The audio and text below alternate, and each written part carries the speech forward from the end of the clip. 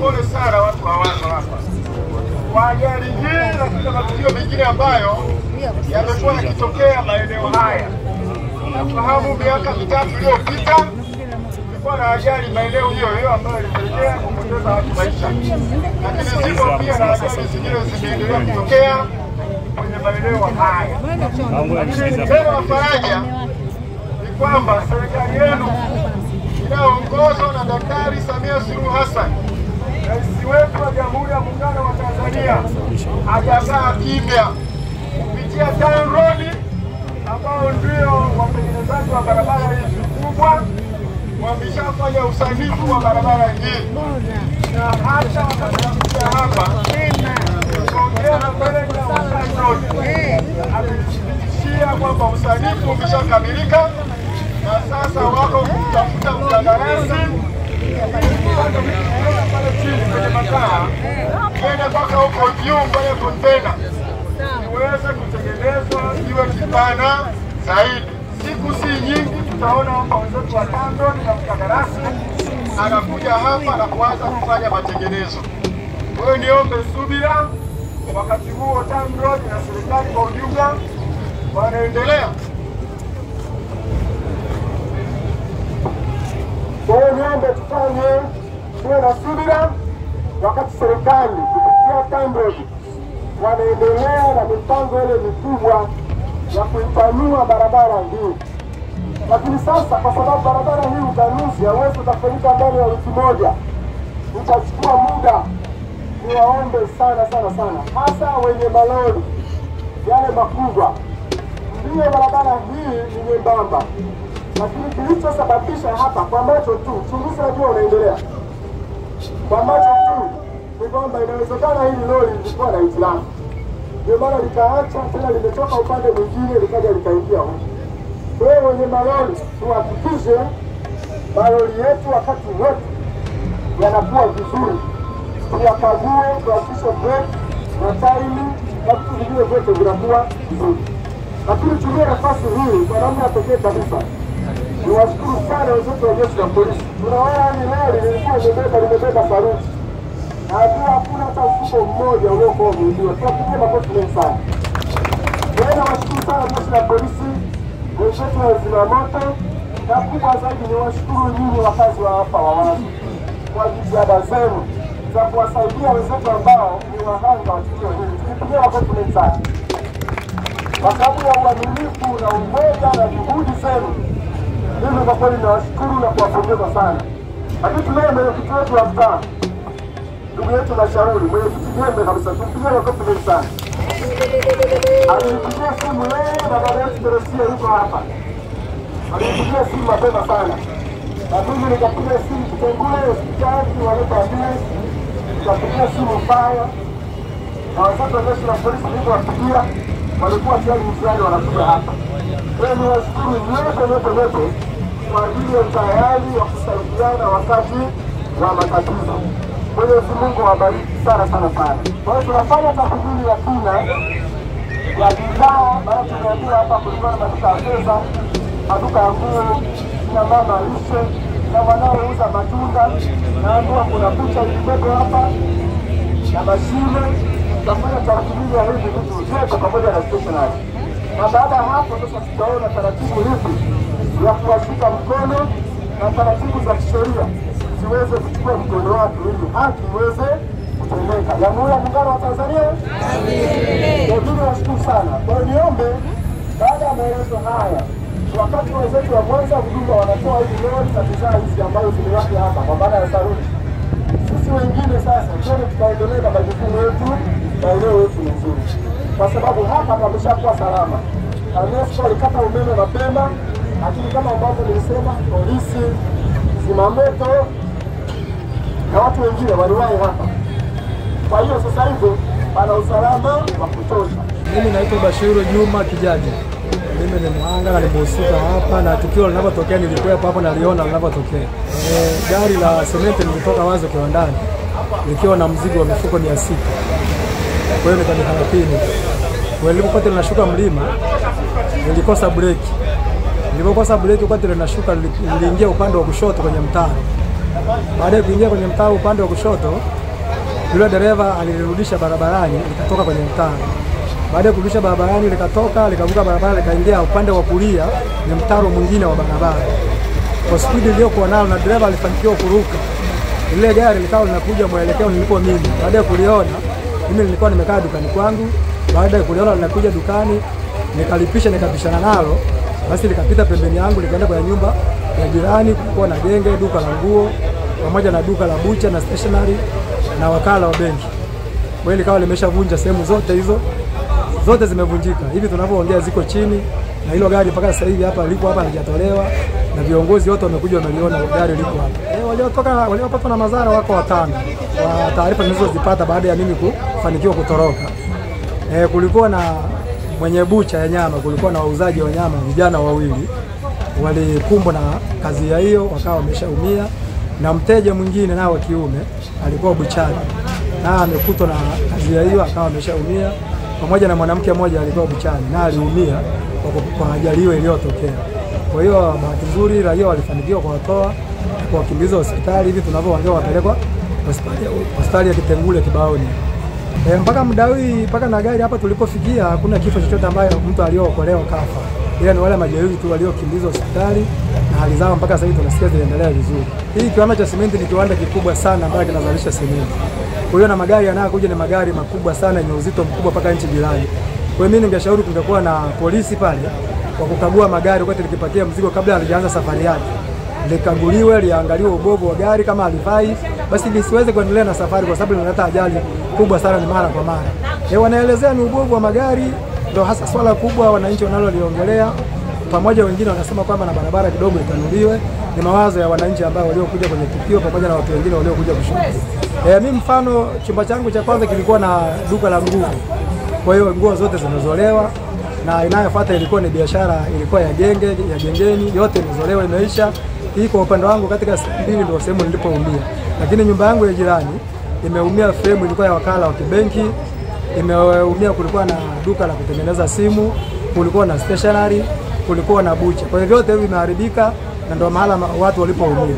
Naitwa Nuru Ali Mkwama. Nimeshaenda masokoni, nimeshafungua biashara yangu, nikapata mteja kumpelekea bidhaa. Baada ya kupeleka bidhaa kwa mteja, narudi nakuta lori tayari limeshafeli, limekuja limeingia kwenye genge langu. Walikuja vijana raia walikuja, baadaye pia maaskari pia nao wakaja. Changamoto, ushauri kwa serikali, kwa sababu kipindi cha kwanza tulishasikia kwamba wameanzisha barabara nyingine ambayo ya kutoka hapo kiwandani ya kupitia Boko, ya kutokea si Boko. Kwa hiyo wamedai kwamba watakuwa hayawezi kushuka tena hii barabara ya bondeni Magengeni huko chini Kibaoni. Watasema kwamba akipatia simenti, akipatia vifusi atakuwa anapitia Boko. Mara tena si ikaishia wapi? Magari tena yakaendelea kupita hii barabara. Lakini hii barabara walishazungumza kwamba nini? Magari malori yatakuwa hayaji huko. Yatakuwa yanapitia Boko. Stanley Chingwi amepata majeruhi kipindi yupo buchani. Sababu gari baada ya kupita kwangu ikapita kwenye NMB, ikapita kwa fundi simu, ikapita kwenye stationery, ikaingia kwenye mabucha. Kwa hiyo kuna majeraha hapo kwenye mabucha wateja ambaye ni Stanley Chingwi na pia ni mmoja hapo. Kuna mtoto tena mwingine sasa yule mtoto amekuja na alikuwa na mzazi au alikuwa na nane hatujajua. Mtoto naye pia alikuwa amepata hilo tatizo, amejeruhiwa. Haya, kulikuwa tena na mwingine tena alikuwa amelala kwenye vyumba na yeye pia bebe gari imepita ikampitia huyo kijana imemvunja mguu. Naitwa Isa Hassan Mburu. Mimi kwa jinsi nilikuwa nimepigiwa simu, hii ajali kwa inatokea nisikuwepo, nilikuwa magereji nilikuwa nakimbisha gari yangu. Sasa nimepigiwa simu ikabidi nitamaki kwanza. Nilipigia simu ananiambia frame yako inaungua moto. Sasa inaungua moto gani? Ananiambia kuna lori limeingia hapa na linawaka moto. Fanya haraka. Nikachukua bodaboda nikakimbia nikaja huko. Sasa nafika huku nakuta kweli inateketea na sina la kufanya, nibaki nikaa pembeni kufanya nini. Ushauri wangu mimi nilikuwa naona kwamba haya magari ya simenti yasipite njia hii. Mteremko ni mkali. Magari mengi yanapita huku. Hayana ubora wote. Watu kwanza wao wanachunguza kwanza kule kabla itoka gari. Na kuna utaratibu mwingine walianzisha kwamba kuna barabara nyingine inapita kule tokea Bunzi.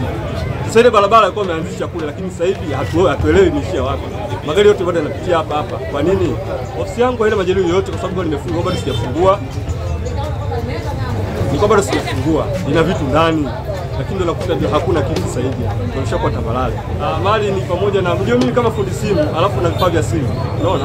Vitu yani mali zote zile kuna simu za watu, za wateja. Yani yote nilikuwa natumia mimi pale, sasa hivi hakuna. Nishaondoka vyote. Hakuna nilichookoa chochote. Kwa majina naitwa Fadhili Sufiani, mimi ni mhanga wa ajali hii iliyotokea leo asubuhi. Kwa kweli ajali hii imetuathiri sana kwa sisi wakazi wa eneo hili hapa. Kwa mimi mhanga tumeweza kujua sehemu yangu ya nguo za kike, baadhi ya mamilioni tuioni, baadhi ya nguo nyingine tuzioni. Mhusika walikuwa wanauza kama muuza duka, pia vile kupata mshtuko na kupeleka hospitali, na vile kwa pesa alikuwa ameiacha kule ndani na nguo na viatu vingine baada ya kuweza kupata, kwa sababu ya kila mtu kuokoa baada ya tukio la moto kutokea. Lakini nimshukuru mwenyekiti wetu Mashauri kuwahi kufika kwenye tukio hili na kuweza kuweka utaratibu wa watu ili kutoa vitu vya mali watu walikuwa wamepata maafa. Lakini kingine ningeshauri serikali kwamba haya maroli ya simenti wazo yangetafutiwa njia mbadala baada ya kushuka teremko. Hebu imagine kama leo unashuka unashika breki, unashuka na breki kali, maka mafuta yanatumia upepo ukifeli ni kwamba lazima kuleta tena madhari sehemu nyingine tena kule. Maka tukio kama la pili kushuhudia kwa macho yangu, ningeshauri kwa serikali haya maroli yangetafutiwa njia mbadala ya kupita kutokana na kuanza kupita njia hii, maka njia hii na mteremko mkali. Sababu leo tumeathirika hapa, mimi ndo nategemea na duka hili hapa nipate kula, nipate kuishi na watoto. Leo hii hapa hakuna duka, hakuna chochote, mimi naishi vipi? Naitwa Chacha Chomete. Ufupi, ajali hii ni mbaya sana na imefikia hasara nyingi sana. Kama serikali naona hii shida, ibadilishe hata mfumo wa hii barabara, kwa sababu hatuwezi kukaa kila siku tunawaza tu ni ajali, tunashindwa hata kufanya kitu kingine, kufanya biashara ya nyama hapo. Kwa hiyo nimekula hasara nyingi sana. Majeruhi 4 wamepatikana, ambao wateja 2 na wafanyakazi 2. Ajali imetokea kwa sababu mimi nimefika tu nakuta tayari sehemu imeisha vunjwa kila kitu kimeisha. Nilichokifanya mimi kwanza nimehakikisha nijue kwamba wafanyakazi wako salama au wameumia. Kwa hiyo nilichokifanya hata sikufuatilia chochote, nilifuatilia kwanza majeruhi wafanyakazi wangu na wateja waliokuwemo ndani. Kwa serikali mimi ninaomba tu wasimamie masuala ya barabara yabadilishwe. Hii barabara imesha tuumiza sana. Asmani Mohamed Abdalla, ndo mmiliki wa nyumba Mrisi. Mimi naishi Tegeta, nilikuwa siku hapa. Nilipopigiwa simu kutoka nyumbani kwako kuna ungua moto, gari imeingia, nikazima simu kabisa. Namwambia mke wangu hebu nenda kaangalie huko. Baada kufika hapa, baadaye nikaisha simu nimeuliza hamna mtoto aliyofariki, hakuna. Kidogo hapa nikapata nguvu ya kuja huko. Barabara hii ingepanuliwa, huduma yake ishakuwa tofauti na zamani wakati kwa sababu mimi nimezaliwa hapa. Tofauti na zamani kulikuwa na magari machache sana. Sasa hivi baada ya mji wa Madara kukua, msongamano wa magari umekuwa mkubwa sana. Majeruhi ndo wapangaji wangu ndo nimepata majeruhi. Mimi mwenyewe naishi Tegeta, siishi hapa. Majina naitwa Mashauri, ndio mwenyekiti wa serikali ya mtaa wa Wazo. Nilipokea taarifa ya ajali hii majira ya saa 3 kasoro. Nikapigiwa simu, nilikuwa kwenye shughuli zingine za kiserikali. Tulikuwa tunafanya mazoezi ya jogging na wananchi wangu. Lakini baada ya kupata taarifa hiyo, ikabidi niahirishe yale majukumu mengine nije kwenye ajali hii. Ajali hii kwa kweli imepelekea athari kubwa sana kwa wananchi wangu ambao ndio maisha yao wanaotegemea hapa. Wamepoteza mali zao. Kuna dada ambaye anafanya biashara ya genge, anaitwa Nuru. Hili genge lake hapa amepoteza vitu vyake, amepoteza simu yake, amepoteza pesa zake. Kuna Isa anafanya biashara ya kutengeneza simu za wananchi wangu. Simu zote hazionekani wala chaji wala chochote, hakuna. Zimekanyagwa. Haya, kuna Mang'ana na bucha ya nyama. Nyama ndio katoka kuileta, hata kilo moja ilikuwa haijachomoka. Nyama zote hakuna, wameokoa zingine zina mchanga, friji, mizani, mawe, haieleweki. Kuna dada hapa anaitwa, kuna mashine ilikuwepo ya kusaga hapa. Na yenyewe hata haijulikani mashine wala kipande hakipo. Kuna Eva M-Pesa hapa. Kuna M-Pesa ilikuwepo hapa kubwa tu, duka la M-Pesa, walikuwa wanapata huduma mbalimbali. tumeambulia mlango tu, kwa sababu ni vitu vya vioo, aluminium, tunakuwa mavipande tu, ni hasara kwa wananchi. Kuna stationery ilikuwepo hapa, tunaona mavitabu tu hapa yameungua moto, hatujapata chochote. Kuna fadhili ambaye kuna duka lile pale limeumia, limevunjwa, vioo vya aluminium na vitu vingine vimepotea. Kuna mwananchi mmoja alikuwa na bajaji, kama unavyoiona ile bajaji hapa imekuwa light off, scraper. Hata scraper yenyewe sijui kama unaweza ukanunua hata 2000, imekuwa scraper. Jumla ya watu ambao kwa kweli wameumia mpaka dakika hii hapa unapoingia mitamboni, watu karibu 9-10 ambao mali zao kwa kweli hatujui hatima yao. Feri kutoka kiwanda cha cement ilikuwa imebeba cement kama unavyoiona hapa, ikaacha njia ikaingia huku, badala ya kugonga ikatia short mabeti, likatia shoti, ikaanza kuungua, ikapelekea kuanza kuungua nyumba za wananchi na kupoteza mali zao. Mmiliki wa nyumba anaitwa Salima, na yeye yuko hapa. Mmiliki wa nyumba anawatambua wapangaji wake, mmiliki yupo. Kwa kweli wananchi wangu ninawatia moyo, ninawaomba wawe na subira, kwa sababu mwenye gari yupo aliyesababisha athari. Tunahakikisha kwamba hao wananchi ambao wamepata madhara haki yao ipatikane, ili wawe waaminifu, waorodheshe vitu vyao kwa waaminifu, ili tuweze kusimamia na kutenda haki iweze kutendeka, waweze kupata haki zao za msingi. Nakumbuka hata mheshimiwa mbunge Mathias Josephat Gwajima bungeni alilielezea hili jitihada la barabara.